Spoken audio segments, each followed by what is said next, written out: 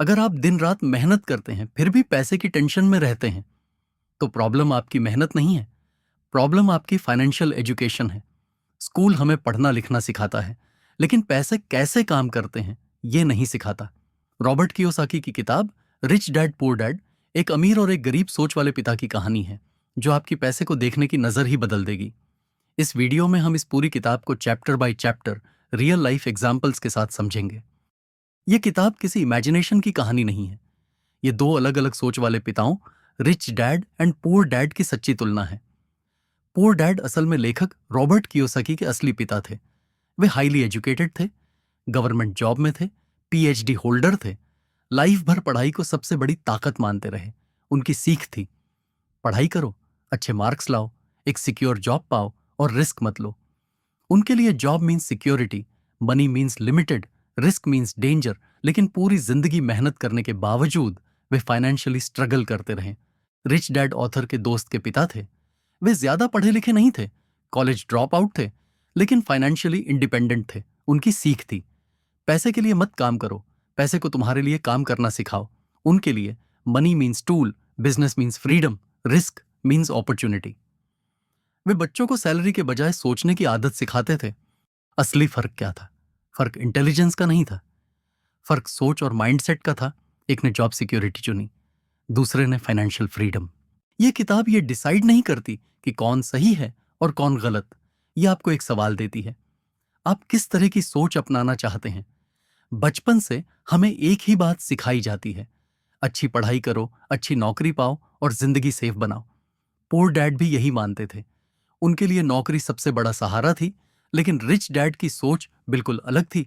Rich dad कहते थे, अगर तुम सिर्फ पैसे के लिए काम करोगे तो पैसा हमेशा तुम्हारा मालिक रहेगा। वे मानते थे कि सैलरी इंसान को कंफर्ट नहीं बल्कि ट्रैप में डाल देती है। सैलरी ट्रैप क्या है? जब किसी इंसान को सैलरी मिलती है तो सबसे पहले खुशी आती है, फिर आता है खर्च और फिर आता है डर। अगर नौकरी चली गई तो यही डर इंसान को मजबूर करता है, नापसंद नौकरी में टिके रहने के लिए, बॉस की हर बात सहने के लिए, रिस्क न लेने के लिए। पुअर डैड कहते थे, पैसा कम पड़ रहा है तो और मेहनत करो, प्रमोशन के लिए काम करो।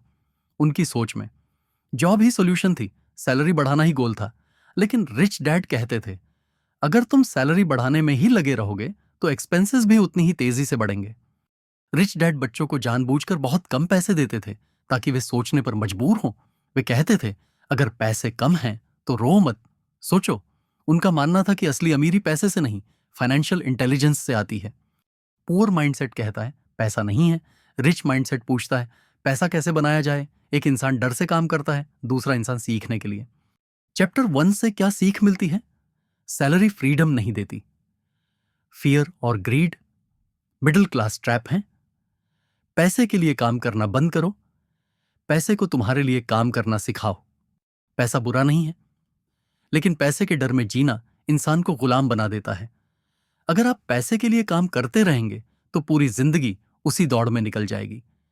लेकिन जिस दिन आप यह सीख लेते हैं कि पैसे को कैसे कंट्रोल करना है, उसी दिन आपकी फाइनेंशियल जर्नी शुरू होती है। यही रिच डैड की पहली और सबसे बड़ी सीख है। चैप्टर 2, फाइनेंशियल एजुकेशन क्यों जरूरी है? अधिकतर लोग सोचते हैं अगर ज्यादा पैसा कमा लिया तो सारी प्रॉब्लम्स खत्म हो जाएंगी। लेकिन रिच डैड कहते थे, प्रॉब्लम पैसा कम होने की नहीं है, प्रॉब्लम है पैसे को समझने की। पुअर डैड की सोच थी अच्छी सैलरी, अच्छी जिंदगी। रिच डैड की सोच थी पैसे की समझ, आजादी। फाइनेंशियल लिटरेसी का मतलब सिर्फ पैसा कमाना नहीं है, इसका मतलब है समझना पैसा आता कहां से है, पैसा जाता कहां है और पैसा कैसे बढ़ता है। रिच डैड कहते थे, जो इंसान पैसे की भाषा नहीं जानता वह कितना भी कमा ले हमेशा परेशान रहेगा। एसेट और लायबिलिटी का सबसे बड़ा फर्क यहीं पर ज्यादातर लोग गलती करते हैं। पुअर डैड की सोच, बड़ा घर मीन्स एसेट, नई कार मीन्स एसेट। लेकिन रिच डैड कहते थे, अगर कोई चीज आपकी जेब से पैसा निकाल रही है तो वो एसेट नहीं है। एसेट वो है जो आपकी जेब में पैसा डाले, लायबिलिटी वो है जो आपकी जेब से पैसा निकाले। एक आदमी सैलरी बढ़ते ही नई कार खरीदता है, बड़ा घर लेता है, ईएमआई बढ़ती जाती है। सैलरी बढ़ती है लेकिन टेंशन भी बढ़ती है। दूसरी तरफ एक इंसान रेंटल प्रॉपर्टी लेता है, छोटा बिजनेस शुरू करता है, हर महीने कैश फ्लो आता है। सबसे बड़ी सच्चाई, ज्यादातर लोग एसेट्स खरीदने के लिए लायबिलिटीज लेते हैं, वे सोचते हैं पहले घर ले लेते हैं फिर रिच बनेंगे। रिच लोग सोचते हैं पहले एसेट्स बनाते हैं फिर घर लेते हैं। पुअर थिंकिंग, मेरी सैलरी अच्छी है। रिच थिंकिंग, मेरे एसेट्स कितना कमा रहे हैं। चैप्टर 2 से क्या सीख मिलती है? इनकम से ज्यादा जरूरी है। कैश फ्लो, एसेट और लायबिलिटी में फर्क समझना जरूरी है। सैलरी बढ़ाना सॉल्यूशन नहीं है। फाइनेंशियल एजुकेशन रियल पावर है। अगर आपको पैसे की समझ नहीं है तो पैसा आपको कंट्रोल करेगा, लेकिन अगर आप फाइनेंशियल लिटरेसी सीख लेते हैं तो पैसा आपका एम्प्लॉई बन सकता है। रिच डैड पुअर डैड की यह सीख पूरी किताब की फाउंडेशन है। पैसा नहीं, पैसे की समझ आपको अमीर बनाती है। Chapter 3, mind your own business. अधिकतर लोग समझते हैं कि उनकी जॉब ही उनका बिजनेस है। पुअर डैड भी यही मानते थे। उनके लिए प्रोफेशन और लाइफ एक ही चीज थी। लेकिन रिच डैड कहते थे तुम्हारी नौकरी तुम्हारा प्रोफेशन है, लेकिन तुम्हारा बिजनेस कुछ और होना चाहिए। यही सोच अमीर और गरीब के बीच सबसे बड़ा फर्क पैदा करती है। पुअर थिंकिंग, मेरी जॉब ही सब कुछ है, मेरी सैलरी मेरी पहचान है। रिच थिंकिंग, जॉब सीखने के लिए है, बिजनेस और एसेट्स फ्रीडम के लिए हैं। रिच डैड मानते थे कि अगर आप सिर्फ नौकरी पर डिपेंड हैं तो आप हमेशा किसी और के बिजनेस को बड़ा कर रहे हैं। एक एम्प्लॉई दिन रात मेहनत करता है, कंपनी ग्रो करती है, बॉस अमीर बनता है। एम्प्लॉई की सैलरी थोड़ी बढ़ती है, लेकिन रिस्पॉन्सिबिलिटी और स्ट्रेस बहुत बढ़ जाता है। दूसरी तरफ एक इंसान जॉब के साथ साथ छोटा रेंटल प्रॉपर्टी लेता है, साइड बिजनेस शुरू करता है। धीरे धीरे एसेट्स उसके लिए पैसा कमाने लगते हैं। रिच डैड के एसेट्स क्या थे? रिच डैड कहते थे अपने बिजनेस पर ध्यान दो, ना कि सिर्फ बॉस के बिजनेस पर। उनके हिसाब से एसेट्स थे rental properties, businesses, stocks, royalties, intellectual property. ज्यादातर लोग सोचते हैं पहले जॉब छोड़ेंगे फिर बिजनेस करेंगे। रिच डैड कहते थे पहले एसेट्स बनाओ फिर जॉब खुद ब खुद छूट जाएगी। माइंडसेट डिफरेंस देखिए।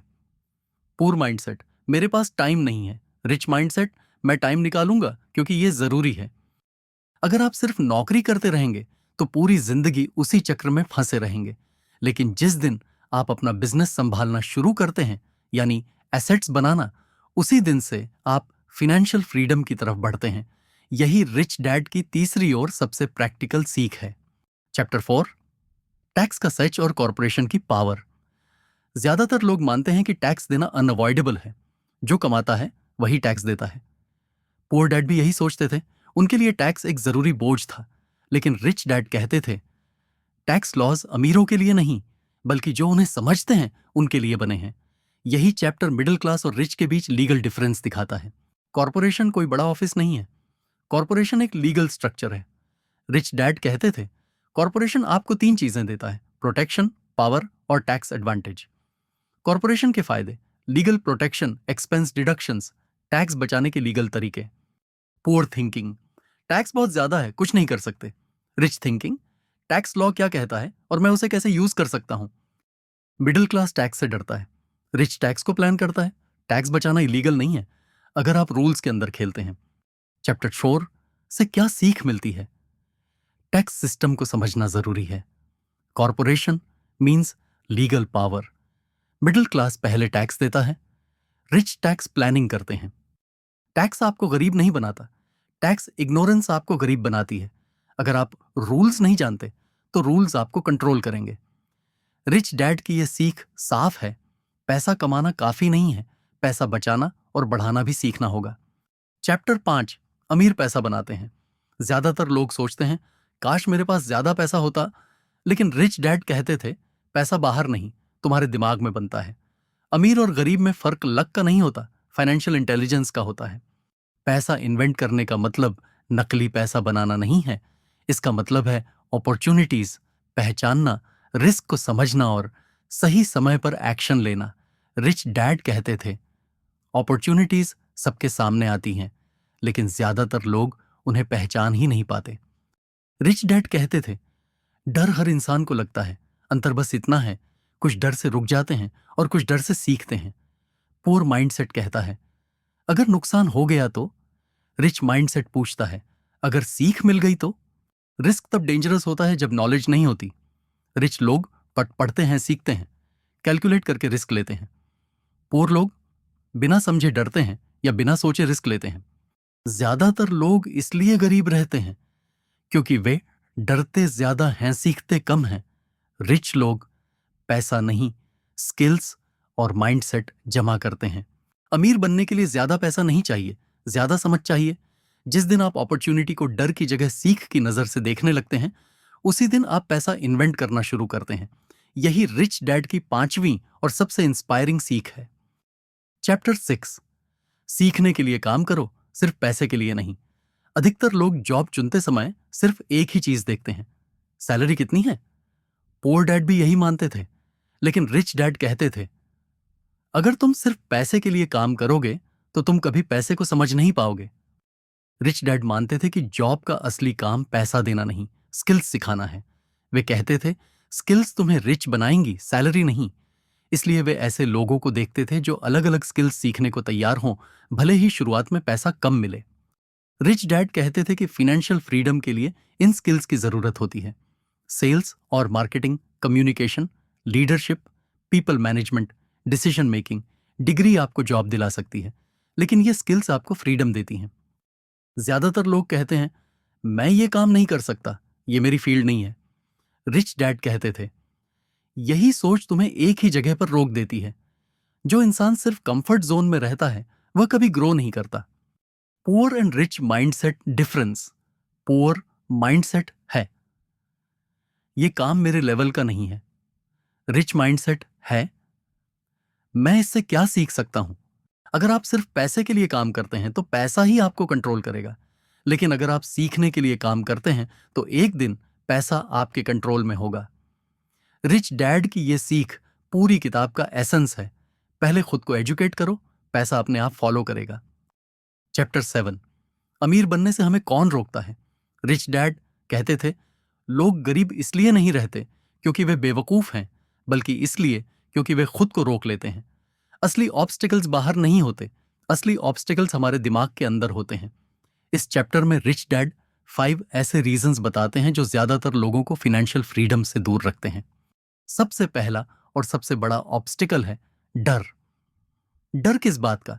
पैसे खोने का, गलती करने का, फेल होने का। पुअर माइंडसेट कहता है, अगर नुकसान हो गया तो।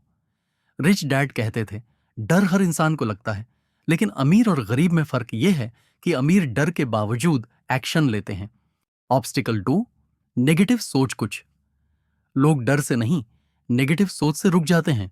वे कहते हैं, यह सब स्कैम है, आजकल बिजनेस नहीं चलता, यह मेरे लिए पॉसिबल नहीं है। रिच डैड कहते थे, जो इंसान हर चीज में प्रॉब्लम ढूंढता है वह कभी अपॉर्चुनिटी नहीं देख पाता।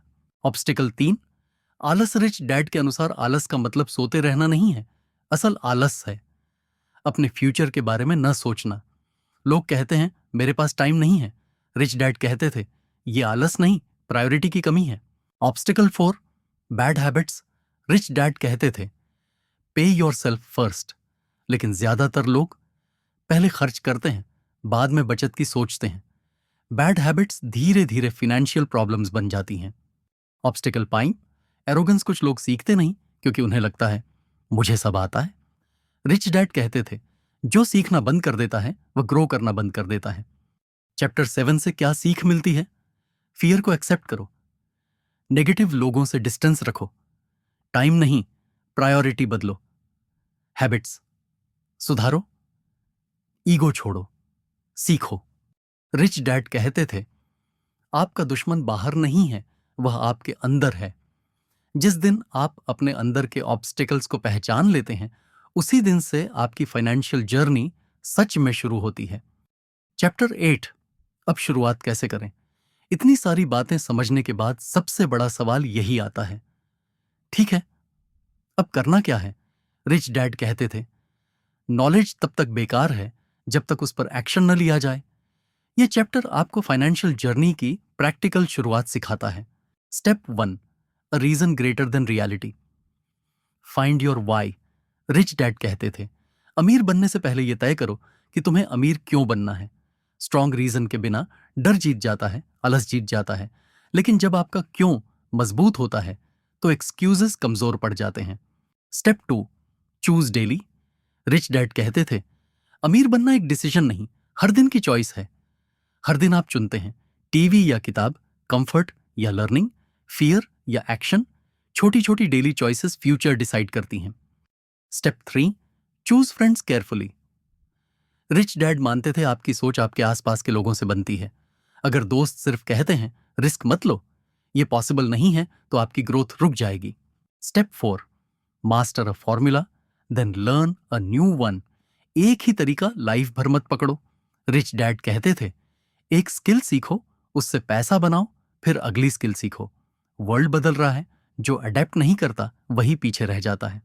स्टेप 5, पे योरसेल्फ। फर्स्ट सबसे पावरफुल हैबिट, सैलरी आए तो पहले खुद के एसेट्स को दो, बाद में एक्सपेंसेस को। शुरुआत में प्रेशर आएगा, लेकिन यही प्रेशर आपको सोचने पर मजबूर करेगा। Step 6, learn fast act faster. Rich dad कहते थे, परफेक्ट होने का इंतजार मत करो। लोग सीखते रहते हैं लेकिन एक्शन नहीं लेते। एक्शन लेने वाला इम्परफेक्ट इंसान परफेक्ट प्लानर से आगे निकल जाता है। फाइनेंशियल फ्रीडम कोई मैजिक नहीं है, यह छोटे छोटे डिसीजंस का रिजल्ट है जो आप रोज लेते हैं। रिच डैड की यह सीख साफ है, सोचना काफी नहीं, शुरुआत करना जरूरी है। रिच डैड पुअर डैड कोई अमीर बनने की गारंटी नहीं देता, यह आपको एक रास्ता दिखाता है। उस रास्ते पर चलना या नहीं, यह फैसला आपको करना है। अगर आप आज भी पुराने सवाल पूछते रहेंगे तो पुरानी जिंदगी ही मिलेगी, लेकिन जिस दिन आपने नए सवाल पूछना शुरू कर दिया, उसी दिन से आप रिच डैड की तरह सोचना शुरू कर देते हैं। आपका फ्यूचर आपकी सैलरी नहीं, आपकी थिंकिंग और एक्शन तय करते हैं। अगर आप आज से सीखना शुरू कर दें, डर को छोड़ दें और स्मॉल स्टेप्स उठाएं, तो एक दिन आप भी अपनी फाइनेंशियल फ्रीडम की कहानी लिख सकते हैं। दोस्तों, इस वीडियो को देखने के बाद आपको क्या लगता है? आप एसेट्स जमा कर रहे हैं या सिर्फ लायबिलिटीज बढ़ा रहे हैं? अपनी राय ईमानदारी से कमेंट में जरूर दें। अगर आपको यह समरी पसंद आई और वैल्यू मिली तो लाइक और सब्सक्राइब जरूर करें, क्योंकि इसी चैनल पर हम किताबों की विजडम को सिर्फ पढ़ते नहीं, हम उसे प्रैक्टिकल लाइफ में अप्लाई करना भी सिखाते हैं।